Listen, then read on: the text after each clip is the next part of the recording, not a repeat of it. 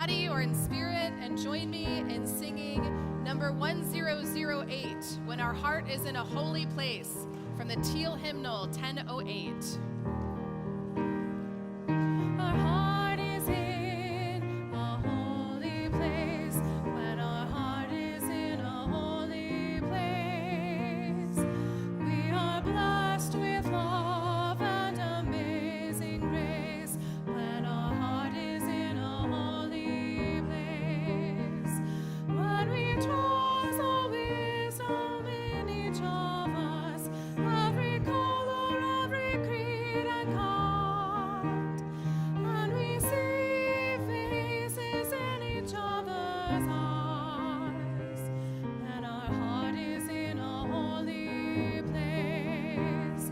When our heart is in a holy place, when our heart is in a holy place, we are blessed with love and amazing grace, when our heart is in a holy place. When we tell our story from deep inside, and we listen with a loving mind, and we feel the voices in each other's words, then our heart is in a holy place. When our heart is in a holy place, when our heart is in a holy place, we are blessed with love and amazing grace, when our heart is in a holy place. When we share the silence of sacred space, and the God of the lights within, and we feel the power of each other's faith, then our heart is in a holy place. When our heart is in a holy place, when our heart is in a holy place, we are blessed with love and amazing grace, when our heart is in a holy place, when our heart is in a holy place. Thank you. Please be seated.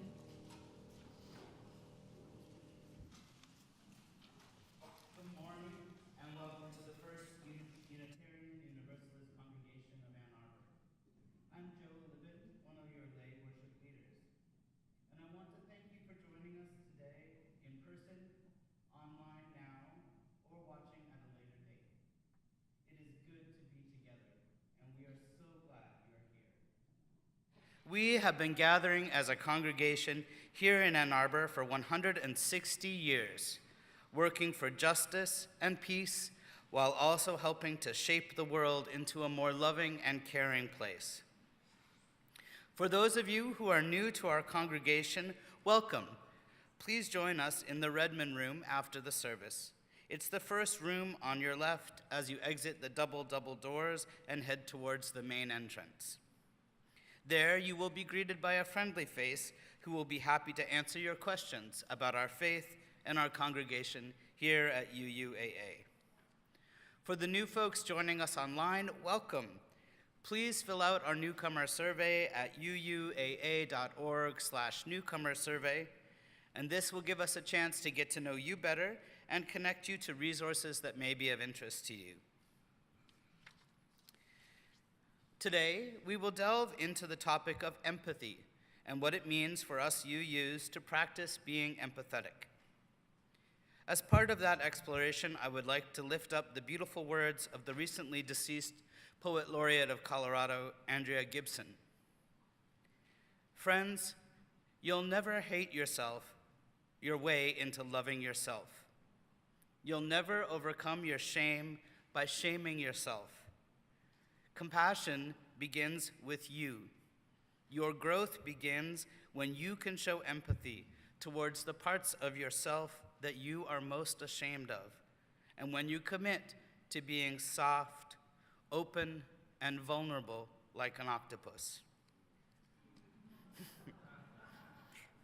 They describe empathy as a place of openness and vulnerability. In a world that seems to be getting crueler by the day, what does it mean to be empathetic, open, and vulnerable, and soft? What does that feel like for you? We will engage with these questions and more in our service today. We are now gathered for worship, gathered in community, and gathered in love.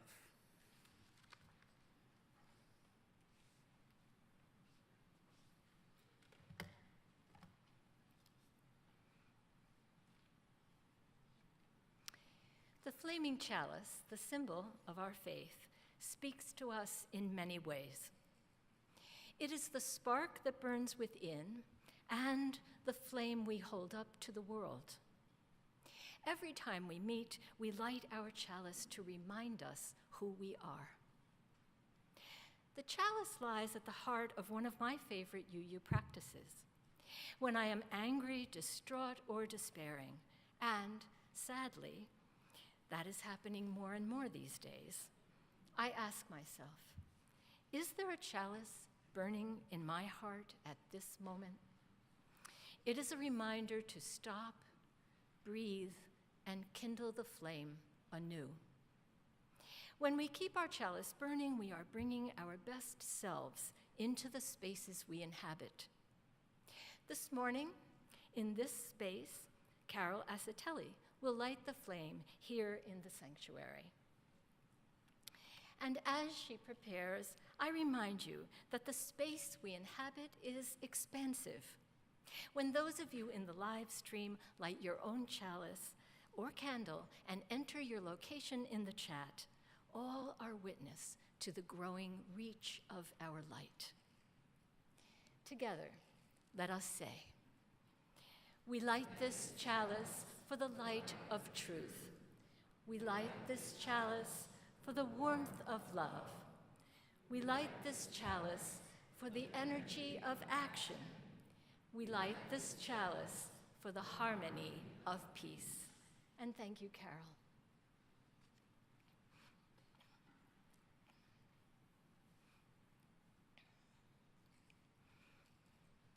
Unitarian Universalism is a non-creedal, covenantal faith.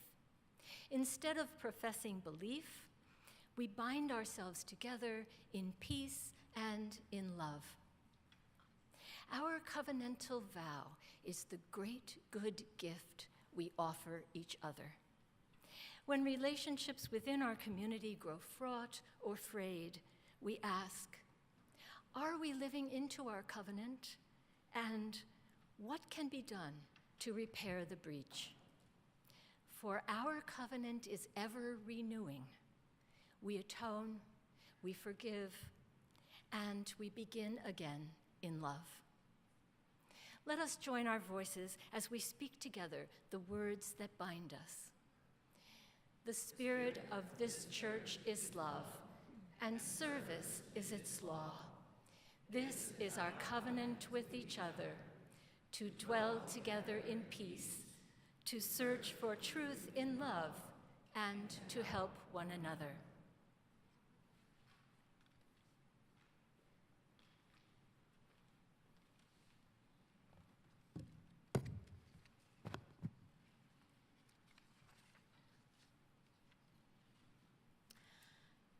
I think it's safe to say that we Unitarian Universalists have a lot of confidence in our rightness. I would even venture to say that we enjoy being right. It feels good to be right. That sense of self-satisfaction, it's kind of intoxicating. Over the last few months, I've seen a fair amount of that sentiment floating around, especially on social media, not just from UUs, but from, I'd say, liberals and progressives in general. Posts with links to news stories about conservative voters that now find themselves jobless, or without health care, or a neighbor that's been deported, with captions along the lines of, I told you so. Frankly, it's not a very good look. Sometimes it seems like we think it's more important to be right than to be compassionate. Our stories for all ages this morning challenges us to let go of the allure of being right and to expand our capacity for love and care. Adrian Simcox does not have a horse.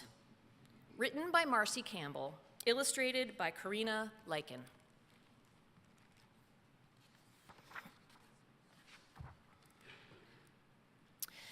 Adrian Simcox sits all by himself, probably daydreaming again. And Adrian Simcox tells anyone who will listen that he has a horse. Some kids believe him, but I don't. He lives in town like me, and I know you can't have a horse in town. Where would he put it? I asked Jamie at recess. Jamie said Adrian lives with his grandpa, and their house is very small, and there's hardly any yard. She said, the horse goes to the country sometimes. That's what Adrian said. Ha! Jamie will believe anything. I told my mom about Adrian's horse and how he definitely does not have one. She said. And how would you know, Miss Smarty Pants? Because I know. Adrian Simcox does not have a horse. Adrian Simcox gets the free lunch at school. His shoes have holes. Kelsey told me her cousin has a horse, and it's super expensive. He can't take care of a horse. Adrian Simcox can't even take care of his own desk. Our teacher always says, we must try to be understanding. We have to be patient. But I was tired of being patient with Adrian Simcox and tired of trying to understand why he kept telling everybody he had a horse when he did not. The next day by the swings, he was telling a bunch of little kids about his beautiful horse with its white coat and golden mane, saying she had, quote, the biggest, brownest eyes of any horse anywhere, end quote. So I yelled from the monkey bars, he's lying! Adrian Simcox does not have a horse. Even though I was upside down, I could see that made Adrian Simcox really sad. That night, I told my mom how Adrian was lying about his horse again, and she said, Chloe, it's time to take Chompers for his walk. A little dog is a perfectly normal pet to have in town. Mom walked even faster than usual, so I had to run with Chompers to keep up. But when she got to the corner where we always turn left, she turned right. Why are we going over here? I asked. Chompers loved it, but I didn't. All the houses looked like they might fall down, and even though it wasn't trash day, it looked like it was. But Mom kept walking. When someone said evening, she said evening right back. And then I saw him, Adrian Simcox, at a little house down the street. I stopped walking. Chompers kept pulling. That's Adrian Simcox, I said. Yes, I know. I met his grandpa at the back-to-school picnic. Now come on, said Mom. It was the tiniest house I ever saw. It was like half of our house. Mom started talking to Adrian's grandpa, and Adrian said, I like your dog. Chompers pulled the leash from my hand and went over and licked Adrian Simcox right on the face. I could see the backyard. It was no place for a horse, that's for sure. I could feel some words coming up in my throat and tangling in there, like when I swallowed something and it went down the wrong pipe. You do not have a horse. But I didn't say it because of how Adrian was looking and how it reminded me of when I told those little kids he was lying. Adrian Simcox tossed a ball to me. I caught it and I tossed it back to him. It was kind of cool to see Adrian Simcox smile. So I asked him, "Is your horse at a farm?" And Adrian started talking about his horse with a white coat and golden mane and the biggest, brownest eyes of any horse anywhere. And then I thought, Adrian Simcox had just about the best imagination of any kid in our school. I also thought he had the most beautiful horse of anyone, anywhere. The end.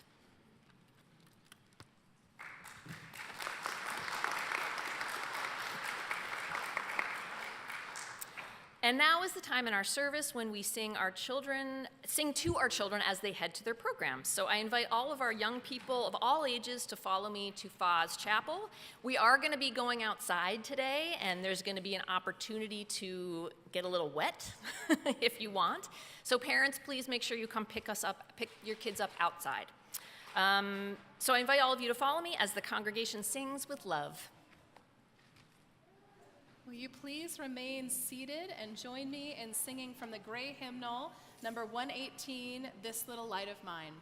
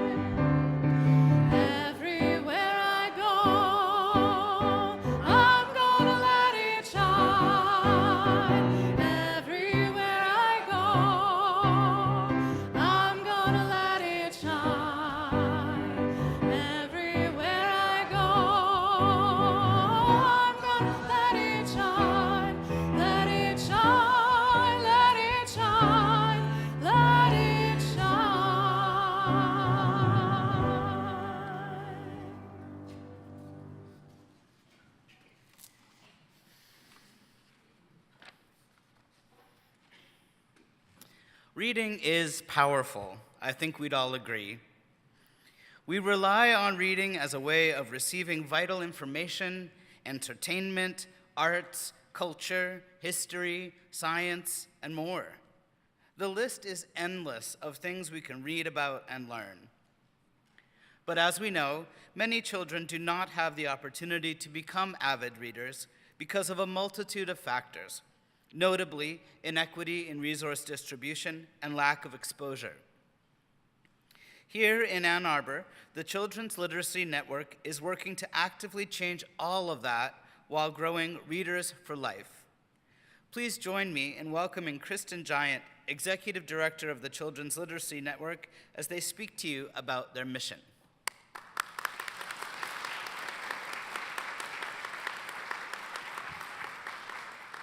Good morning. I've felt so welcomed here today, so thank you. I'm Kristen Giant. I'm the Executive Director at Children's Literacy Network, and I didn't think there was any risk I would cry today until Adrian Simcox was the prologue to me talking about inequity in literacy. So I don't know who I have to talk to in management about that.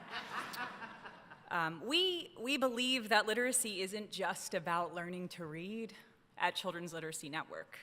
It is the key to unlocking a lifetime of opportunity. And if you have had a good life, you know how important literacy was to that. So we are working at CLN to close the literacy gap in Southeast Michigan. We want to make sure that every child has the chance, yes, to fall in love with books, but also to be open to that lifetime of opportunity. We focus on the most critical years of development, early childhood through third grade. And we try to meet these kids and families where they are. And I love that story, literally meeting Adrian where he is physically. And I think there's a metaphor there, too, of how we can show up for the young people in our lives. So we have 4 core programs. We promote book ownership. A lot of the kids we work with, we give them the first book in their home library. And the need is urgent. In Michigan right now, fewer than 4 in 10 third graders are reading at grade level. In some areas, that number is closer to 1 in 10. We are at the bottom in the country for literacy. And I'm preaching today in the most educated city in America. We were just named. So we know that if you are not reading at grade level by 3rd grade, you are 4 times less likely to graduate high school on time. But more importantly, you are likely to have a shorter lifespan. You are likely to have poorer health outcomes. And that's not even to mention your ability to engage with the world, with digital literacy, health literacy, media literacy. The stakes are so high, and we believe that literacy is not just a skill, it's a public good. Depending on who we talk to, it's a fundamental right, the right to read. So, all of this, I think we can kind of accept without being right. And yet, it still remains one of the most underfunded areas in education and in philanthropy. So I'm starting in this new role. I've been here for 3 months, and I am so honored to get to invite people into our mission to grow readers for life, to equip these young people to engage meaningfully in the world around them. And we need help. We need volunteers more than anything. I mean, our work is 100% volunteer delivered, and the connection between adults who want to look Adrian Simcox in the face and hear about his horse, like that is what we need. You know, of course we need financial resources as well, but we need to know that the people who care know that there's a way to show up. So I will be at a table out there after the service today, eager to talk to you, eager to meet you and hear your story.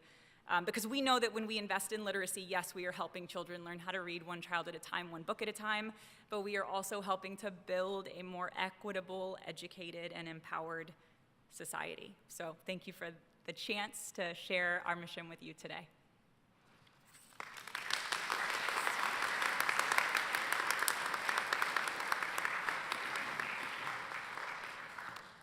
Thank you, Kristen. There are many ways that we can work to support children's literacy through our donations of time, talent, treasures, and volunteering directly with the Children's Literacy Network. Today, I ask any of you who have ever had the pleasure of falling in love with a poet's work, or been carried away by an author's story, or enriched your brain through a carefully researched essay or article, to please donate generously today to the Children's Literacy Network. They're enriching the lives of the children who will grow up to lead the world. There are many ways to give to this wonderful group. You may rely on the tried and true method of cash or checks in the collection basket. You may go online to UUAA.org/giving and select Sharing the Collection, or you may text UUAA to 73256 and select Sharing the Collection from the drop-down menu. Thank you for your continued generosity in support of organizations that make our world a better place. I would now like to invite the ushers forward to gather the collection, which will be gratefully received.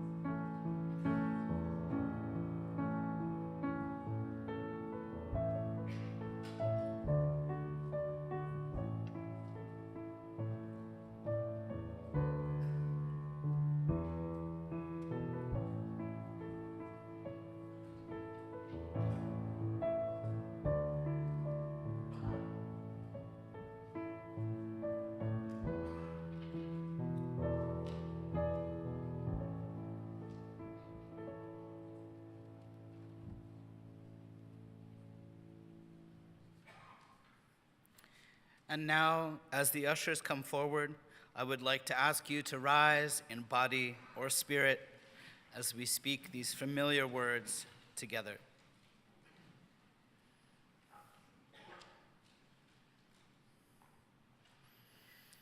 To the work of this congregation, which is weaving a tapestry of love and action, we dedicate our lives and these our offerings. Thank you. You may be seated.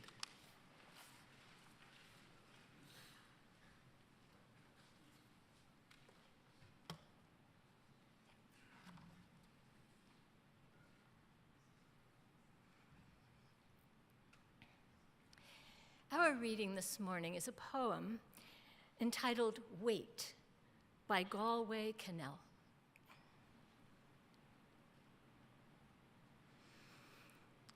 Wait for now. Distrust everything if you have to, but trust the hours. Haven't they carried you everywhere up to now? Personal events will become interesting again. Hair will become interesting. Pain will become interesting. Buds that open out of season will become interesting. Second-hand gloves will become lovely again. Their memories are what give them the need for other hands. The desolation of lovers is the same. That enormous emptiness carved out of such tiny beings as we are asks to be filled. The need for the new love is faithfulness to the old. Wait, don't go too early. You're tired. But everyone's tired. But no one is tired enough. Only wait a little and listen. Music of hair, music of pain, music of looms weaving our loves again. Be there to hear it. It will be the only time, most of all, to hear your whole existence, rehearsed by the sorrows, play itself into total exhaustion.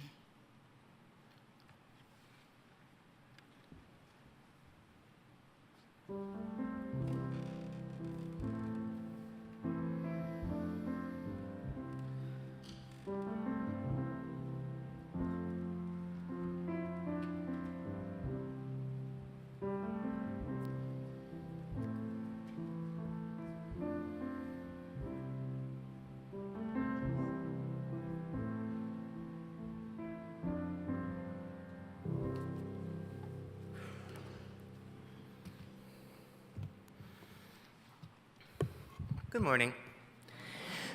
I know I've been here a couple weeks ago, but for those of you who don't know me, my name is Pastor Eli Kranz.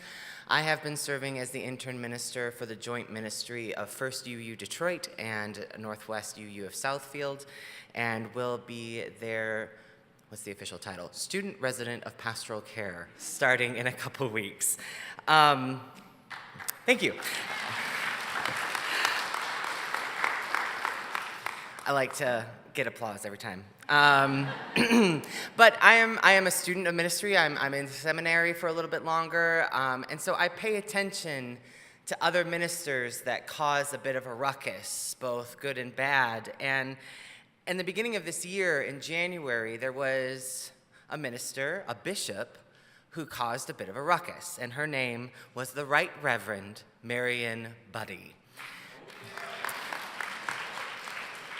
Some of you know her, and if you're like, I kind of know that name, I remember there was a bit of a stink in January.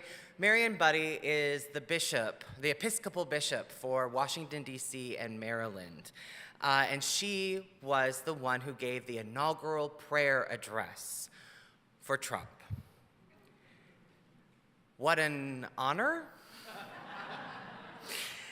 But what she did was very Episcopalian. And she called for mercy. She called for peace. and she called for empathy for those who are, quote, scared right now. She asked that directly of President Trump. She was even, she was gentle, and she is known for this soft-spoken wisdom. There's a reason she is the Bishop of Maryland in Washington, D.C. It was deeply moving for so many of us to hear those words at that time, and it was incredibly upsetting for a lot of other people. What I saw in the aftermath was this rise of this phrase from the evangelical right, who I also keep an eye on, and it was the sin of empathy. And the first time I saw it, I thought it was a joke. I thought it was somebody making fun of those people. I thought they were parodying that reactionary sort of evangelical Christianity that happens over there. And a few of my friends, some Christian ministers, were really trying to figure out how serious this was. And they were very serious, as I found out.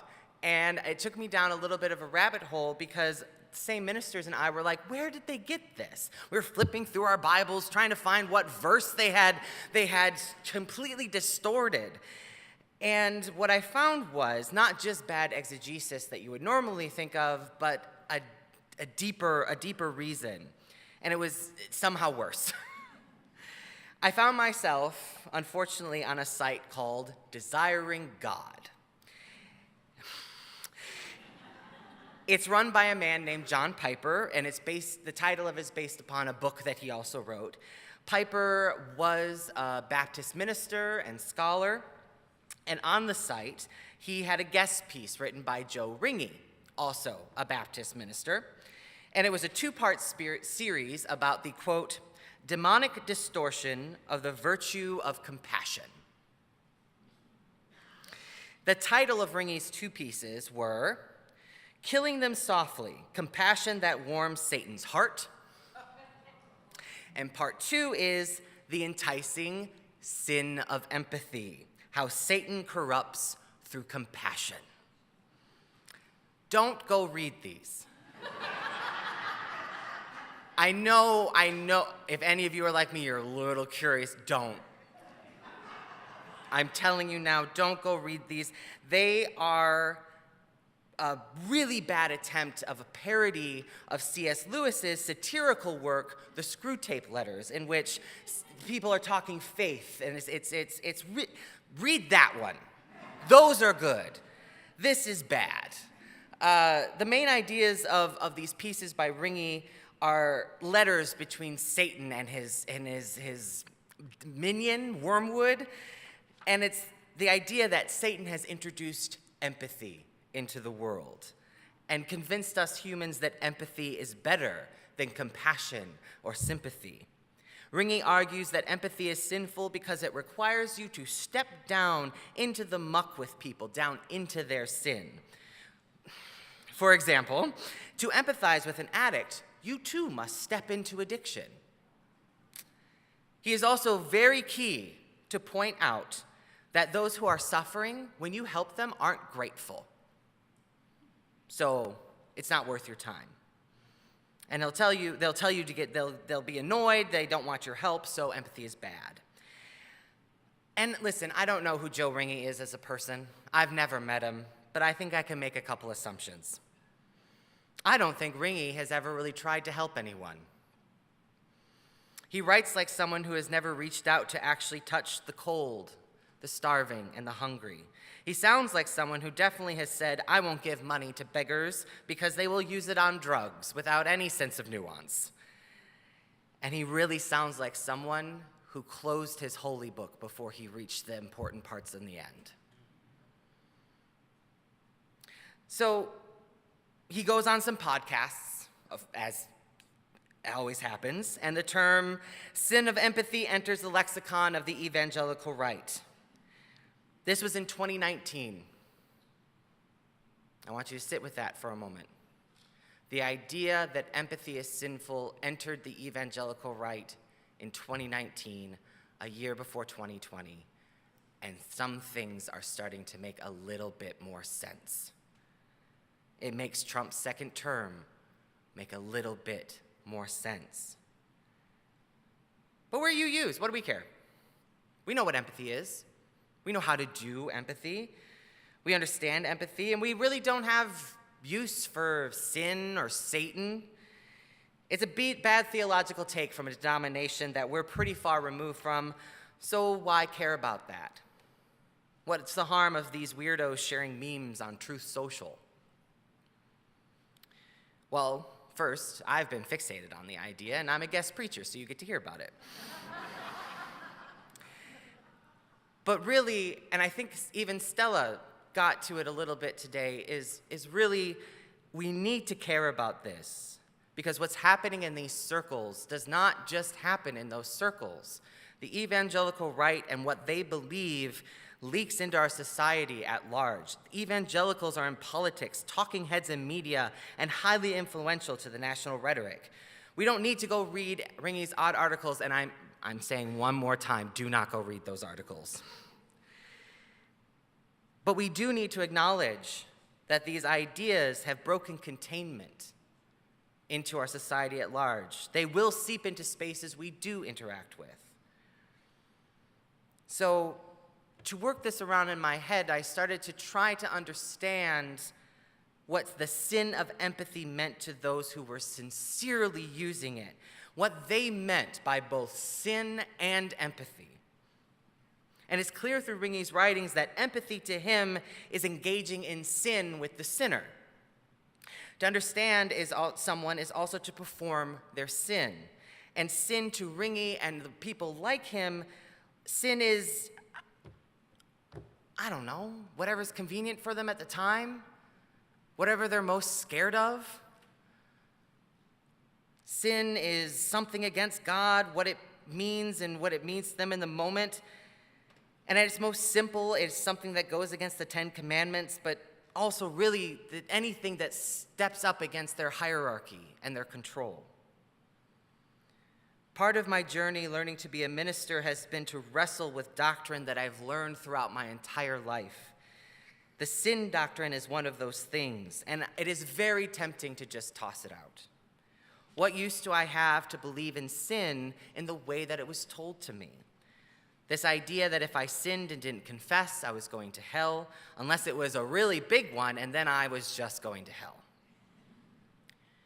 But just because I throw off sin as a thing doesn't mean that the idea disappears around me. Like I said, the idea of sin is deeply ingrained in our culture. Our very idea of work ethic is a sin doctrine. That's secular. That's not religious. We are not free from it. So what is more helpful is to reframe what sin is to me as a Unitarian. Plus, I really do like taking Christian doctrine and putting my dirty little hands all over it and making it my own, you know? I like to twist it up and then untangle it. I like to repurpose it. And it's been a very important part of my religious healing. So maybe it will speak to you, maybe it won't. Where I started is where I always start, is I went to find someone who was smarter than me. I looked into Hebrew scholars, I looked into Old Testament scholars, non-Christian scholars, and what I found as a repeating theme at its core is that sin is harm done. Sin is when you do harm and then you are called to heal that harm however you can in this lifetime. On this earth. Sin, even a grave sin so deep, can be rectified. So when I'm confronted with this idea that empathy is sinful, I can start to engage with that idea. I can start to engage with this thing that I've seen seeping into our culture, something that has been seeping into our culture for a long time. And I think having a vernacular or a language to engage with this very real idea that stepping into the muck with people to help people is engaging with their sin, interacting with that idea is ultimately more helpful than just rejecting it. And I hate to say it, but I get it a little bit. I get why Ringy and those who really latched on to this idea, that this idea, empathy is sinful, I get it, because empathy is hard. It's uncomfortable. and discomfort, that kind of feels like sin, doesn't it? Maybe. Empathy is exhausting.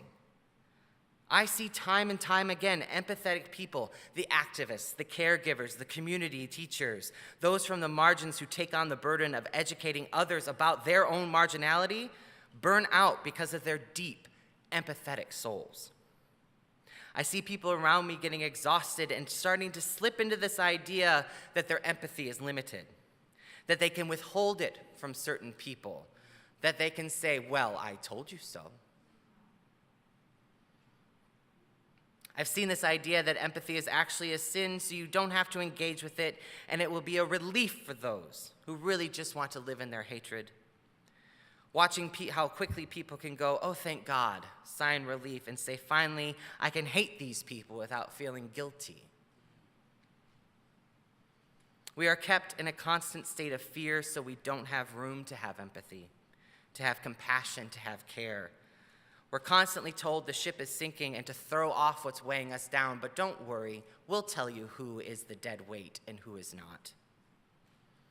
And as much as I don't agree with Ringy's reason that empathy is sinful, I can see some use in this idea of what harm, of what sin empathy can bring us.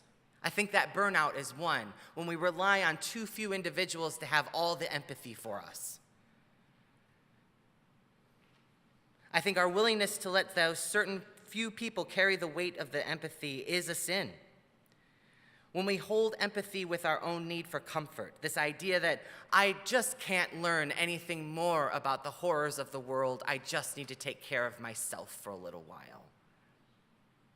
I think that's harm done. And I think we are guilty of one of the points Ringy made, unfortunately.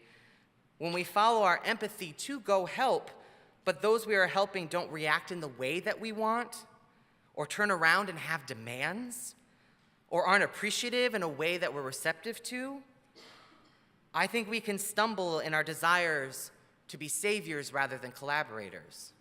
I think that's a sin. I think that's harm done. We as Unitarians, we are rooted in love of humanity, in our love of this earth.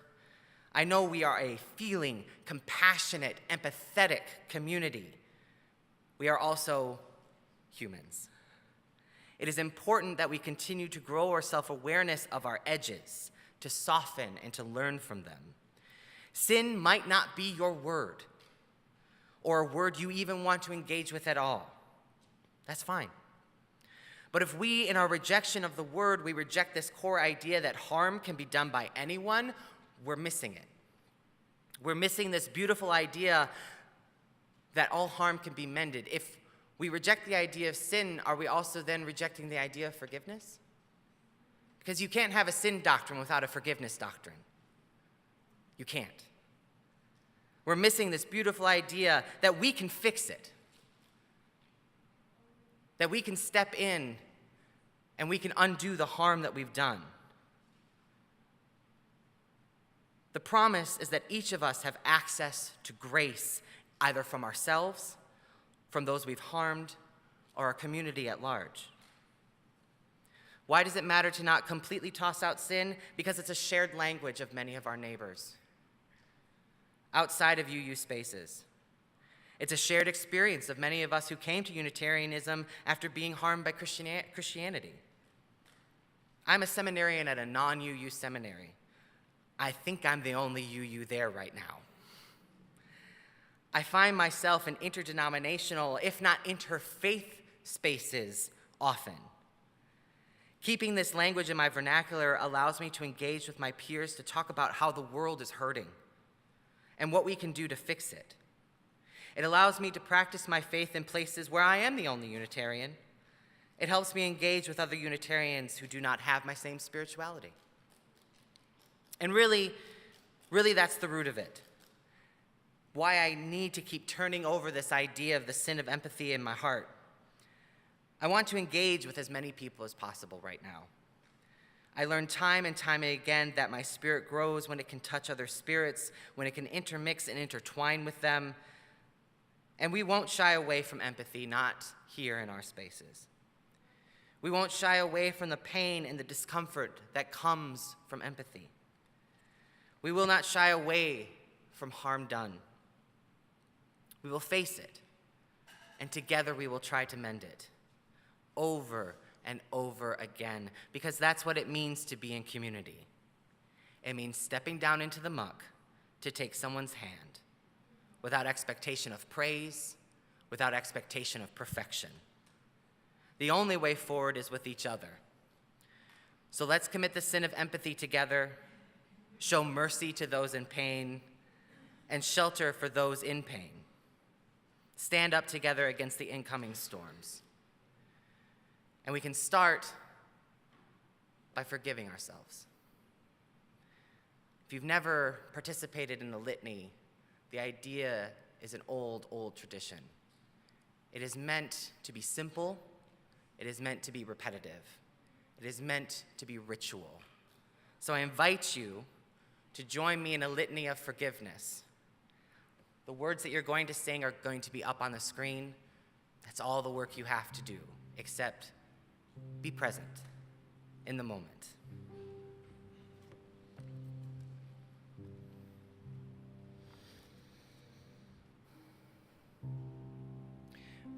For remaining silent when a single voice would have made the difference.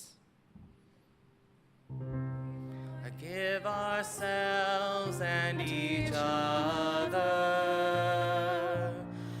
We begin again in love.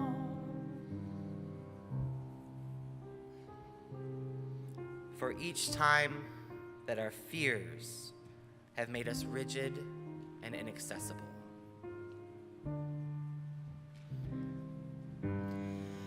We forgive ourselves and each other.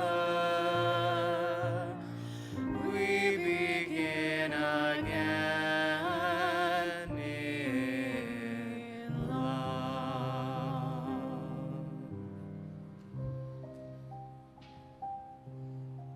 For each time we have struck out in anger without just cause.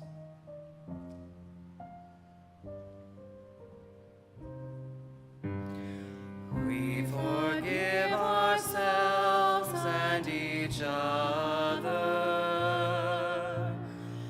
We begin again in love.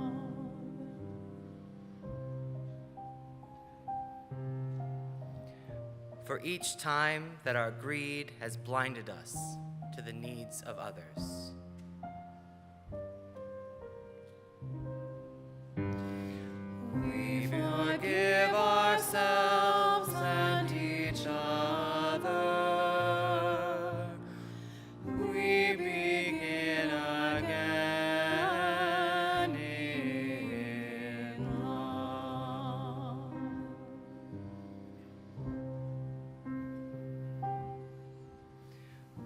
For falling short on the admonitions of the Spirit.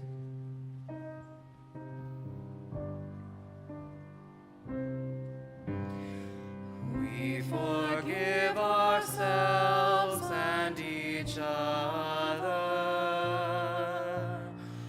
We begin again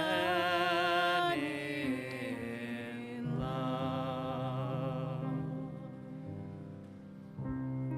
For those and for so many acts, both evident and subtle, which have fueled the illusion of separateness.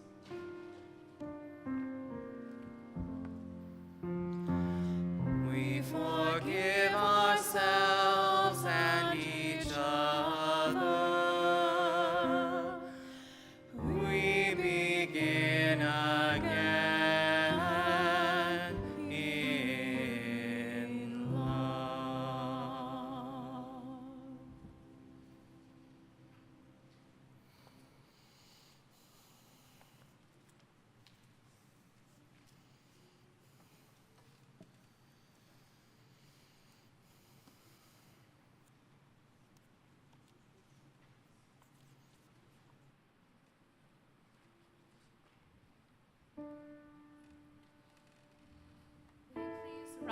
rise and join me in singing from the gray hymnal, number 34, Though I May Speak with Bravest Fire, number 34.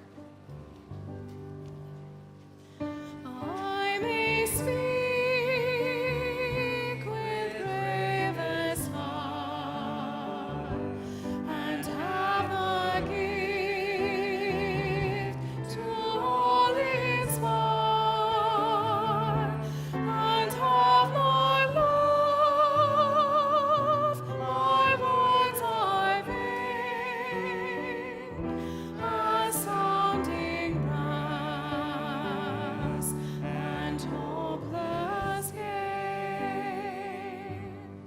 Though I may give all I possess, and striving so my Lord profess, but not begin my love within, the prophet soon turns strangely thin. Come, Spirit, calm our hearts control, our spirits long to be made whole. Let inward love guide every deed. By this we worship and are free.